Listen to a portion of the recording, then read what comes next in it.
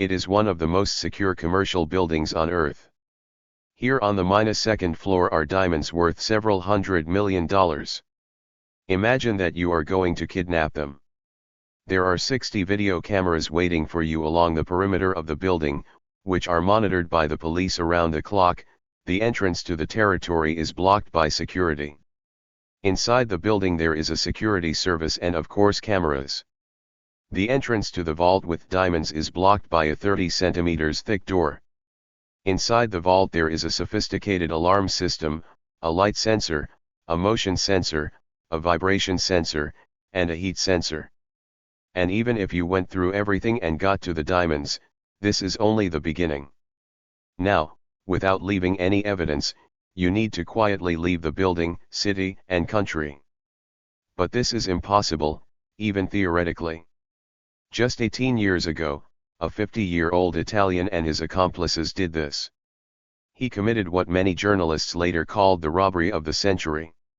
He stole more than $100 million worth of diamonds using a mop, a piece of styrofoam and hairspray.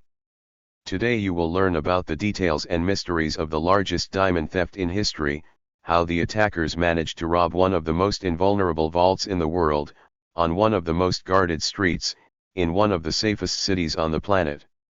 Who were these people and what happened to them after? The robbery happened almost 20 years ago, but to this day there are no less questions and mysteries in this crime than answers. One thing is certain, the guys stole more diamonds than anyone in history. Even if the plot of Ocean's 11 happened in real life, it wouldn't be as cool as the story of this heist, and we'll break it down in great detail. So, the action takes place in the small Belgian city of Antwerp. February 17, 2003 Monday, 7:30 a.m. Detective Patrick Pace is getting ready for work. At this moment he receives a call from the local police department. The inspector reports that a theft has occurred at the Antwerp Diamond Center. Detective Pace and his partner arrive next to the building half an hour later. Even without going inside, they understand that something terrible has happened. Usually the place is empty at this time of day, but now there are a lot of people gathered on the street next to the building. Dalpa is excited, many are crying, some are hysterical. The detective and his partner go inside. At this moment, a bell rings at the security company that remotely monitors the security system in the storage facility. The dispatcher picks up the phone. He is asked if the security sensors in the Antwerp Diamond Center vault did not work. The dispatcher replies that according to his data everything is in order. The security systems were not breached and right now the entrance to the vault is securely protected. Detective Patrick Pace calls the security company. And at the very moment when the dispatcher tells him that everything is under control, the detective stands in the middle of a looted vault, with diamonds and gold bars scattered across the floor. After carefully examining the vault, detectives realize that they are dealing with the largest diamond heist in history. Valuables worth more than $100 million were stolen. The thieves managed the impossible. The place where the diamonds were kept was considered impregnable. To understand the full scale of what happened, let's rewind the story a little. In 16th century Antwerp, it was here that diamond merchants began polishing and processing diamonds. Initially, diamonds mined in nature do not look very attractive. Craftsmen from Antwerp began processing stones 500 years ago using special tools, diamond chips and olive oil, turning them into cut diamonds. This is how we know them today, symmetrical, shiny, and smooth. Since then, not New York, London, or Dubai, but Antwerp has been the diamond capital of the world. 80% of all rough diamonds pass through this small Belgian town. Dealing with precious stones is absolutely common there. In Antwerp in the 90s, the world's first police squad appeared that investigated crimes related only to precious stones, the so-called Diamond Squad. Mostly the detectives dealt with ordinary smuggling. For example, a big event was the capture of a smuggler nicknamed Mr. 3000 Carats. He was caught carrying a 3,000-carat diamond in his butt.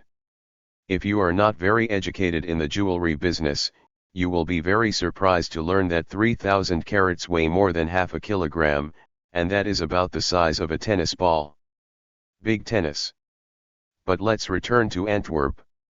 In fact, all the movement associated with stones is concentrated in the so-called Diamond Quarter. These are 3 small streets occupied by dull office buildings. Here it deals only with selling, buying and processing diamonds. Dealers of precious stones from all over the world, Indians, Jews, Chinese, people from Africa, scurry along the streets every day, many of them carrying suitcases containing diamonds worth tens and hundreds of thousands of dollars. It never occurred to anyone to take one of these suitcases and start running. It's just no use. Security measures in the Diamond District are unprecedented. They were like that at the beginning of 2000. Entry into the area was limited. There were security points there that allowed only a few checked vehicles through. Otherwise, everyone walked. On 3 small streets there are 60 cameras, which were monitored by police. If a person entered the territory of the block, his every movement was recorded on video. During working hours, the area was patrolled by uniformed police. It was in such a place that the Antwerp Diamond Cathedral stood. Everyone who entered the building had their badge scanned and checked by security, meaning it was impossible to get inside unnoticed. The building itself is full of security cameras. The vault is the main advantage of the Diamond Center, 2 floors down underground. A huge iron door 30 centimeters thick and weighing 3 tons, blocked the way to a small square room. The room contained hundreds of individual lockers in which the building's tenants kept their valuables worth hundreds of millions of dollars. You could only get into this room if you had a cell. The door to the vault was opened by guards in 2 steps, a 4-digit code and a physical key that only the guards had access to. There were no CCTV cameras inside the vault itself to preserve customer privacy, but there were plenty of other security features. A motion detector and a heat detector scanned the space and sensed the slightest temperature changes in the vault. Simply put, no one could be there without being noticed. There was also a seismic detector that would primarily pick up vibrations from the drill if someone tried to break into the vault or any of the safes that way. There was a light detector on the ceiling that picked up any light source at night when no one was in the building. In addition, there were special magnets next to the door that connected only when the door was closed. Contact between them was controlled remotely by a security company. If during non-working hours the contact between the magnets was broken, the company would immediately receive a signal and notify the police, and within a few minutes the storage facility would be filled with police officers. In a word, it was impossible to rob this place. However, on February 17, 2003, everything changes. Stunned detectives stand in the middle of an empty vault. After a thorough examination of the crime scene, the police have more than one clue. No one knows how the thieves got inside, no one knows how they left the building. It was the perfect crime, committed by a criminal mastermind. The story of the century robbery begins several years earlier. 2000 Leonardo Notarbartolo arrives in Antwerp. He is a little over 50 years old. He looks great, pleasant, sociable, slightly overweight Italian. He rents a small apartment in the center of Antwerp, very affordable with a small bed and a tiny kitchen. Leonardo is from Italian Turin, where he is engaged in jewelry business. Antwerp is an ideal city to find resources for his business. Our hero rents an office in the Antwerp Diamond Center. This way he gets the opportunity to document in detail all the security measures in the building, and he also carefully studies the people responsible for security. Short conversations and exchanges of pleasantries are all in order to find out as many details as possible. But the main bonus that Leonardo Notarbartolo receives as a tenant is access to the -2nd floor. One of the cells located in the storage belongs to him. For 2 years he has been living between Belgium and his native Italy, where his family is based. At that time he already had grandchildren. Returning to Italy, Leonardo Notarbartolo carefully analyzes the information together with her accomplices. Each member of his team is super professional in their field. One is a specialist in picking locks, another is a master at forging keys, a third disables alarms, and so on. Apparently, the accomplices did not just work out a robbery plan on paper, they built a real replica of the diamond vault. There they honed every stage of the operation, and although the police never managed to find this place, they are confident in its existence, simply because otherwise it would have been impossible to carry out the entire operation quickly and without errors. It took the accomplices more than 2 years to prepare.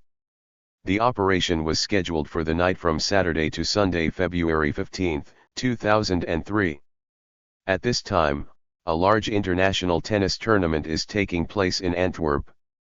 The main prize is a figurine in the form of a racket with a ball, made of diamonds and precious metals. It's also the weekend right after Valentine's Day, so there should be a lot of diamonds in the vault. So, the night of the robbery. It's a little after midnight. The accomplices drive up to the diamond district in a car. They stop on a nearby street, not far from a police post, which is blocking the entrance to the area. Since this street is not part of the diamond district, it is not monitored by cameras. Several people with bags walk past the nearby police department and head towards the garage of the Antwerp Diamond Center. No one leaves the police station at this moment. Unlike the main entrance, it was possible to enter the building through the garage, bypassing the stage of barriers, which required a personal pass of the building's tenant. The attackers open the lock and go inside. Instead of using the elevator, thieves go down the stairs to the second floor and enter the foyer. Now in front of them is a door weighing 3 tons, it blocks the entrance to the vault. Criminals need to break into the door in complete darkness, as the light detector is located on the ceiling inside the vault. For this, an exact copy of the room was needed. In such conditions, the team has no room for error. There is a lock on the door with a 4-digit code. One of the accomplices dials the correct combination. Detectives still don't know exactly how this team managed to find out the code.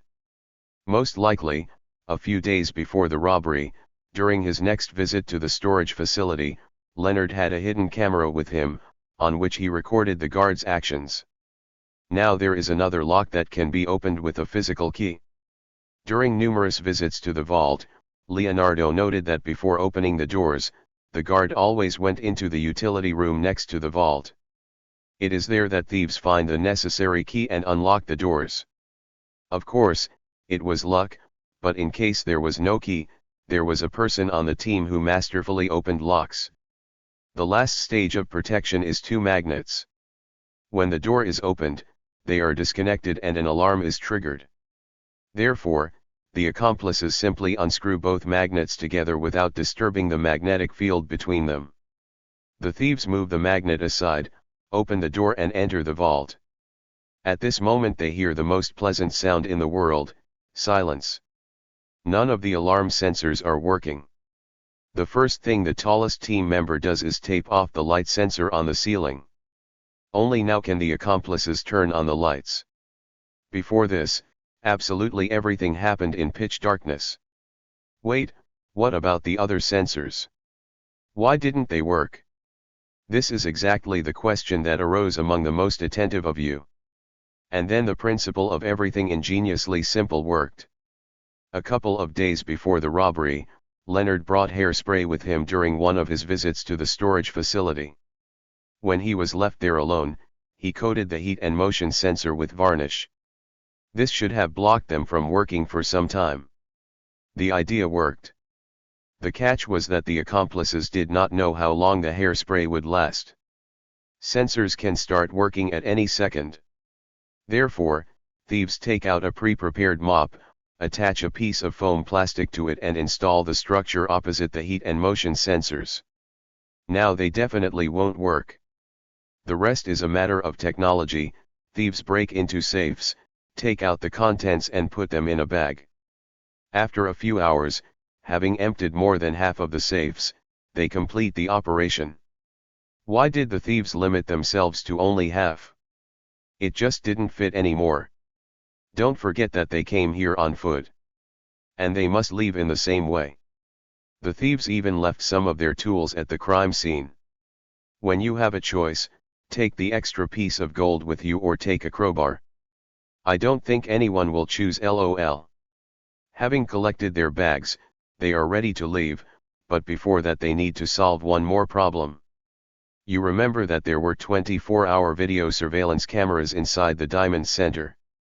In preparation, Leonardo found out that no one was watching them online 24 hours a day. The exit cameras simply recorded the image, and the guards examined the recordings on Monday. All you need to do is messages pick up records.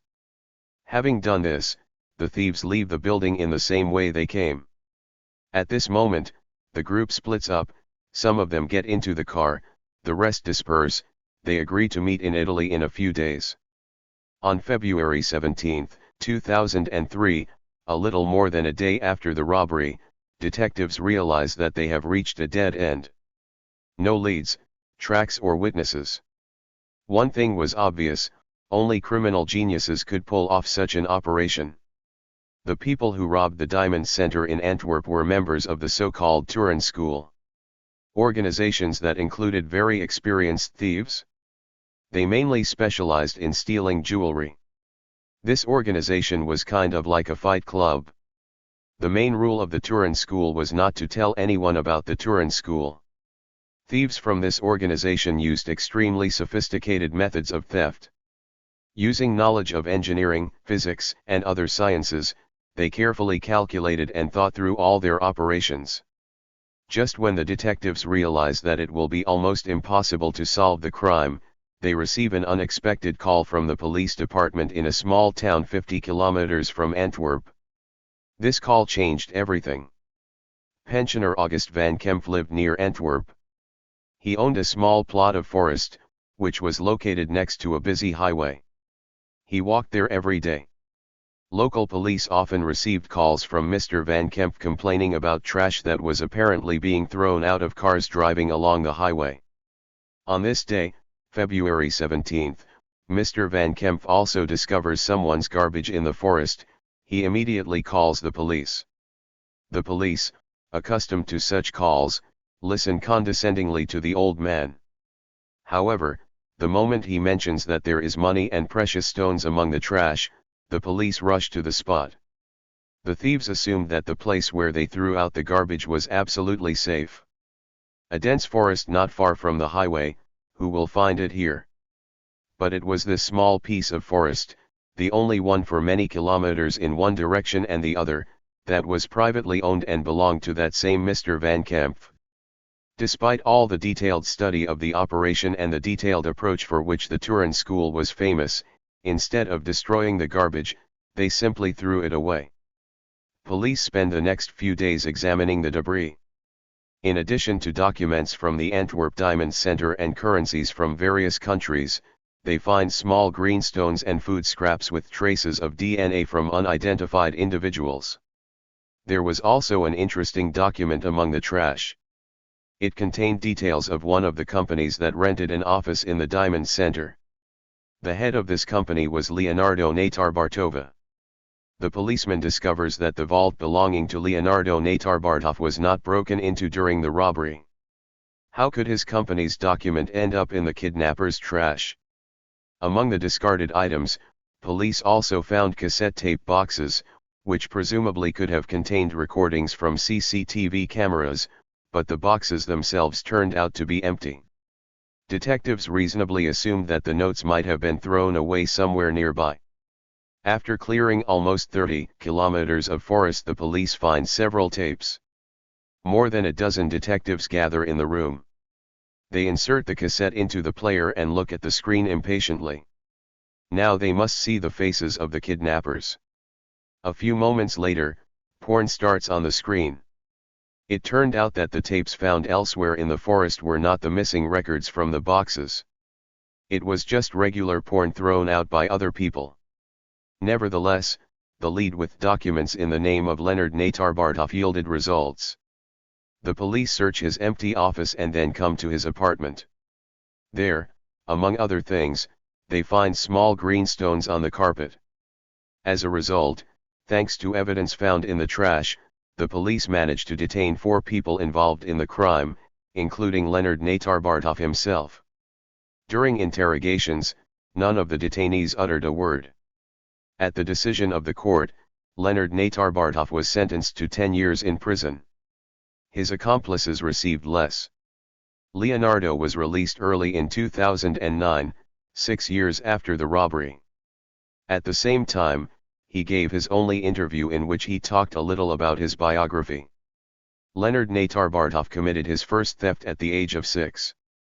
Mom gave him money and sent him for milk.